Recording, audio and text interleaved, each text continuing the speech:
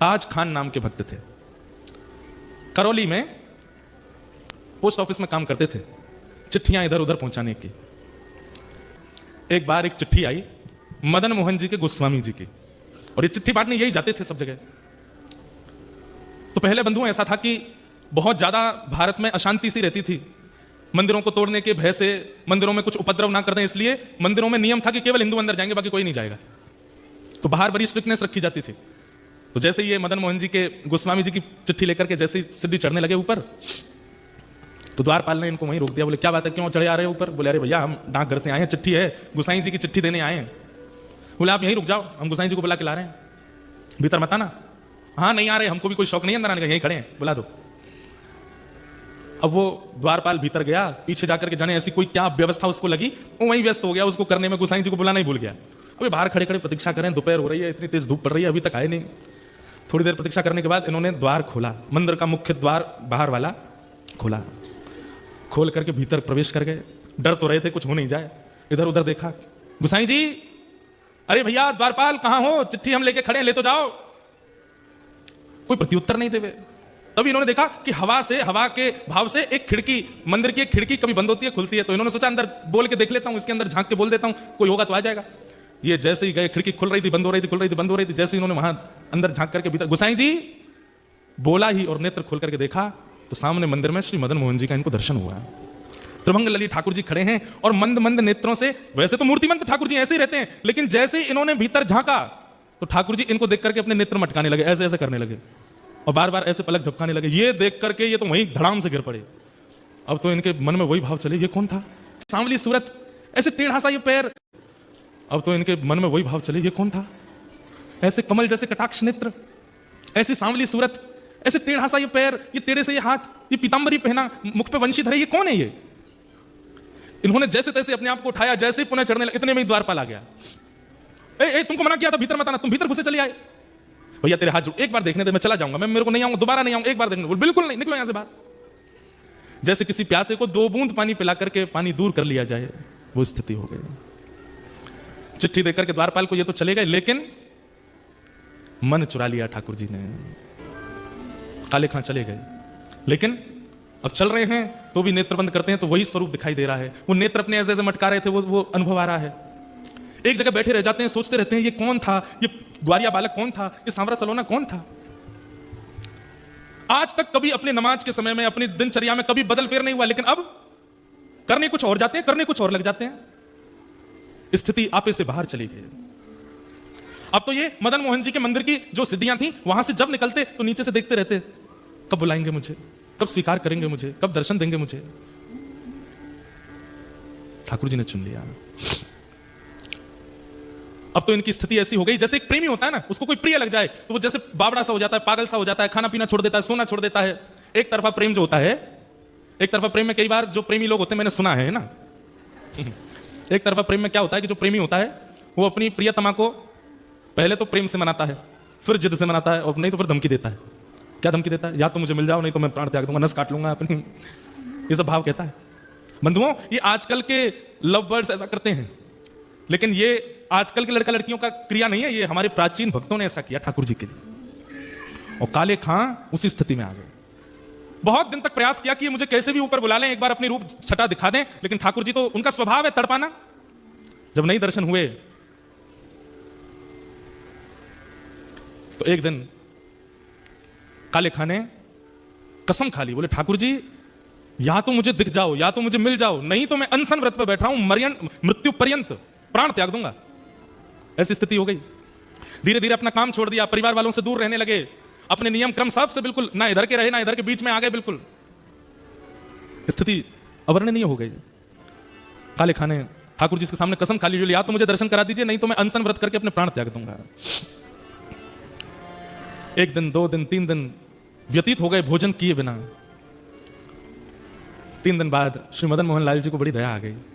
बोले कि भूखा प्यासा बैठा है। अब ये भी तो बात है कि जैसे हम लोगों को तो पता है कि ठाकुर जी को मनाना है तो हम कथा में चले जाएं, ठाकुर जी को मनाना है तो संतों को भोजन करा दो, ठाकुर जी को मनाना है तो परिक्रमा कर आओ, ठाकुर जी को मनाना है तो यज्ञ कर लो। अब काले खां को तो कुछ पता भी नहीं है, वो तो जाति धर्म से भी अलग है, उसको पता ही नहीं है क्या करना पड़ता है ठाकुर जी को रिझाने मनाने के लिए।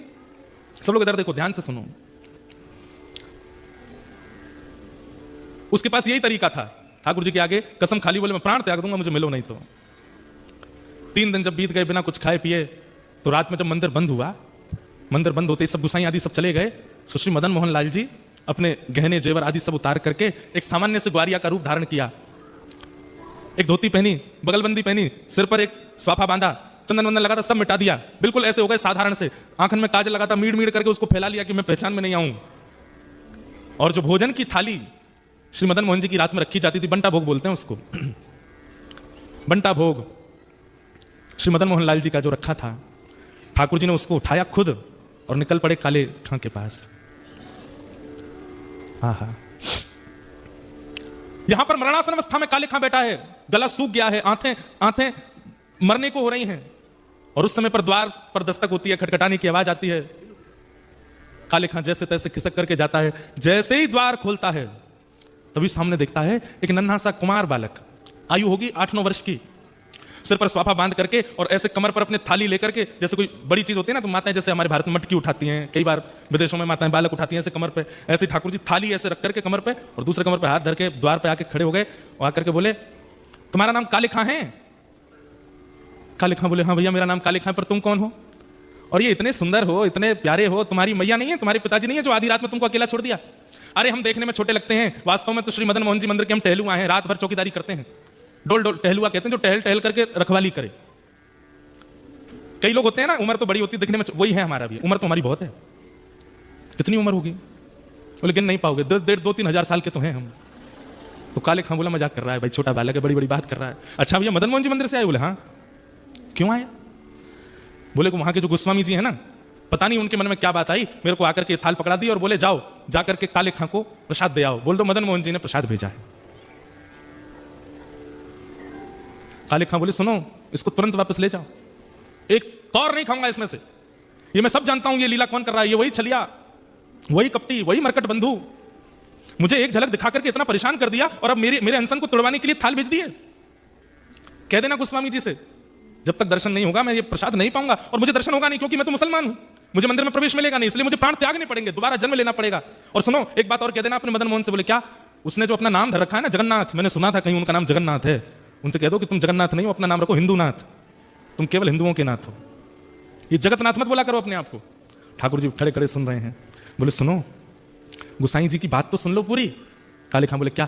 बोले इसमें से प्रसाद पा लेना और प्रसाद पा करके सुबह बर्तन मांज करके मंदिर दे जाना और मदन मोहन जी के दर्शन कर जाना। गुसाई जी ने आज्ञा दी। सुन करके काले खां खुश हो गए। लेकिन अब स्थिति ये हो गई कि पहले तो हर जगह मदन मोहन जी दिखते थे, लेकिन अब वो टहलुआ दिख रहा है। अब ये मोहन थार उठा में तब भी टहलुआ का स्मरण हो, पूड़ी उठा में तो भी टहलुआ का स्मरण हो, सब्जी खा में तो भी। अब ये मन में विचार करने लगे मेरे मन में कोई रोग हो गया है, ये पहले तो मदन मोहन अच्छे लग रहे थे, अब उनका सेवादार ये टहलुआ अच्छा लग रहा है, कहीं ऐसा नहीं हो ये मेरे संग हो क्या रहा है, किसी ने टोना टोटका तो नहीं कर दिया मुझ पे। रात भर मन में विचार करने लगे, अपने मन से कहने लगे टहलुआ नहीं मदन मोहन, उनको याद करो। लेकिन याद करें मदन मोहन जी को खड़ा दिखाई दे टहलुआ ऐसे थाली लेकर के। रात्रि में ठाकुर जी ने गोस्वामी जी को सपना दिया और सपना देकर के कहा, बोले पहले दिन चिट्ठी लेकर के मेरा भक्त काले खां आया था, द्वारपाल ने उसको डांट भगा दिया। अरे गोस्वामी जी मुझे उसको स्वीकार करना और मैं उसे स्वीकार कर चुका हूं। 3 दिन से अनशन व्रत पे था, मैं अपनी सोने की थाल में भोजन देकर के आया हूं। कल वो थाल धोकर के जब मंदिर आवे सब उसको रोकेंगे, लेकिन आप आकर के उसको भीतर बुला लेना, मेरा दर्शन कराना। गोस्वामी जी तो रात में ही उठ करके रोने लगे, बोले नाथ आपकी कैसी कृपा, आप जिसको स्वीकार कर लेते हैं फिर कुछ विचार नहीं करते। रात भर भोजन तो कर नहीं पाए, वो यही सोचने लगे टहलुआ टहलुआ। अरे नहीं नहीं मदन मोहन मदन मोहन मदन मोहन मदन मोहन नहीं, टहलुआ टहलुआ टहलुआ। मदन मोहन जी अब टहलुआ के रूप में उसको देखने लगे, वहीं प्रेम होने लगा। सुबह उठ करके सारी सामग्री साफ करी, पूरी थाली साफ करके बोला भैया गलती हो गई, मेरे तो मन को कोई रोग हो गया है, मैं जाके गोस्वामी जी को थाल दे दूंगा, बोलूंगा मदन मोहन जी नहीं चाहिए, अपना टहलुआ दे दो, मैं तो उसी को देखता रहूंगा। यहां पर गोस्वामी जी सुबह सुबह आए, आते ही उन्होंने देखा कि मेरा स्वप्न सच है कि नहीं। तो मंदिर में प्रवेश करते सबसे पहले ठाकुर जी के भोग का थाल देखा तो थाल वहां नहीं था। ये देखते गोस्वामी जी तो रोने लगे, हे कृपालनाथ ये कैसी कृपा, बड़े बड़े यज्ञाचार्यों को आपने स्वीकार नहीं किया, बड़े बड़े नाम जापकों को स्वीकार नहीं किया, बड़े बड़े भक्त जो दिन रात आपकी सेवा में लगे रहते हैं उनमें आपको कोई भाव नहीं दिखा, और एक मुसलमान एक काले खान दूर दूर तक जिसने भजन नहीं किया उसके पीछे अपनी सोने की थाली दिया है रात में। जय हो आपकी। गोस्वामी जी प्रतीक्षा कर रहे हैं कब आएगा काले खान। लेकिन काले खान को तो अब गिल्ट फील हो रहा है भीतर से कि पहले प्रेमी कोई और था, अब प्रेमी कोई और हो गया है, अब तो मुझे टहलुआ चाहिए, अब तो मदन मोहन जी नहीं चाहिए। मंदिर द्वार पर जैसे ही पहुंचा, द्वारपाल से बोला सुनो ये थाली भीतर गोसाई जी को दे आओ। थाली तेरे पास कैसे आई? बोले कि उनको बोल देना रात में उन्होंने भिजवाई थी मेरे लिए टहलुआ के द्वारा। बोले कौन टहलुआ? अरे जो रात में मंदिर में रहता। बोले मैं ही तो रहता हूं रात में मंदिर में, मैं ही टहलुआ हूं यहाँ का। बोले तुम नहीं, उस सुंदर वाला टहलुआ। बोले अच्छा तो मैं कुरूप हूं? बोले नहीं मैं ऐसा नहीं बोल रहा हूं, दो होंगे ना तुम, एक सुंदर छोटा सा काजल लगा करके सिर पे पगड़ी बांध के बढ़िया पीली सी पीता और बड़ी अच्छी सुगंधी आ रही थी उसमें से, क्या वर्णन करूं उसकी रूप माधुरी का मैं, वो टहलुआ। बोले सुन तू यहीं खड़ा रहे, कोई टहलुआ नहीं है, मैं ही टहलुआ हूं और मैं गोसाई जी को अभी बुला के लाता हूं, तेरी तो अभी खैर नहीं।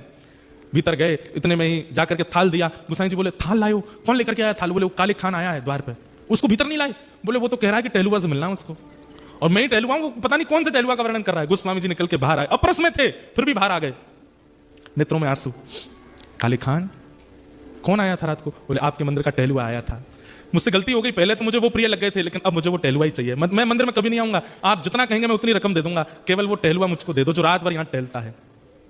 ऐसे कटाक्ष नेत्र थे उसके, ऐसी सुंदर सी नासिका थी, ऐसी मधुर मुस्कान थी, ऐसी सुंदर उसने पगड़ी पहन रखी थी और उसमें से ऐसी अद्भुत सुगंधी आ रही थी। हे गोस्वामी जी मैं आपके आगे हाथ जोड़ के कह रहा हूं, अगर दे नहीं सकते तो जैसे दर्शनार्थियों के लिए नियम है कि सुबह इतने बजे आओ, दर्शन होते हैं मदन मोहन जी के, सबको मदन मोहन जी के दर्शन कराओ, मुझे वो टहलुआ के दर्शन करा दिया करो बस।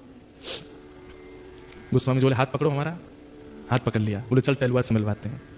पहली बार श्री मदन मोहन जी के मंदिर के अंदर गए, ढूंढ रहा है कालिक खान कहां है, कब दिखेगा कब दिखेगा, और जैसे ही पर्दा हटाया तो बाकी सबको तो श्री मदन मोहन जी पाषाण रूप में दिख रहे थे, लेकिन कालिक खान को वो रात वाले टहलुआ के रूप में दिख रहे थे। ये रहते टहलुआ।